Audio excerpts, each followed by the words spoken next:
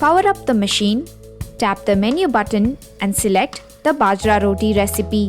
Bajra needs to be mixed with flour to make Bajra Roti. So choose the brand of flour that you will be using. To make Bajra Roti, mix 1 3/4 cups of Bajra atta